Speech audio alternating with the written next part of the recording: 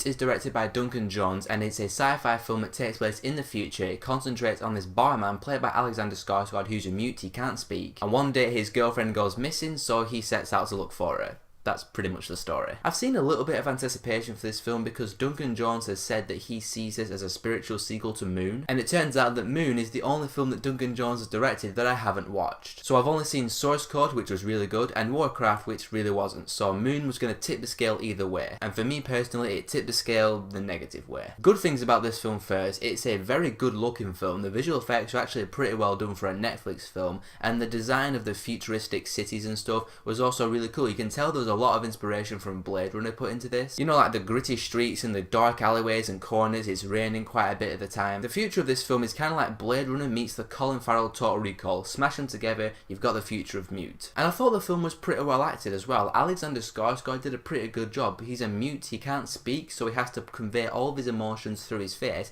and he did a pretty good job of doing that. And Paul Rudd's in the film as well, he was good. He has a couple of funny moments actually. There's this one moment where he's in like this cafe and he talks to the person sitting next to him. That was actually quite funny. But the problem with this film for me is that it was quite unremarkable, it was pretty lifeless, and just kind of bland and dull. The film starts out with Alexander Skarsgård and his girlfriend in the future, and it wants you to instantly latch onto this couple and care about them, but for me, I just didn't. Not that it's a terrible romance, it's not like Anakin and Padme or anything, it's just when I was watching them, and they're doing their relationship stuff, they're having the relationship dialogue, I just wasn't into it. I didn't really care about them that much. And since that's like the main crux of the film that you need to latch onto to care about what's going on, I mean, it kind of derails the whole thing really. Plus the actress who plays the girlfriend didn't do a very good job. Some of her dialogue was quite cheesy actually. Another thing that bugged me about this film was that you have two storylines going on at the same time. You've got Alexander Skarsgård looking for his girlfriend, and you've got Paul Rudd who's dealing with his problems, and he's got his own storyline that he's following. So the two storylines are going along and it's cutting between Alexander Skarsgård, then Paul Rudd, then back to Skarsgård, then back to Rudd,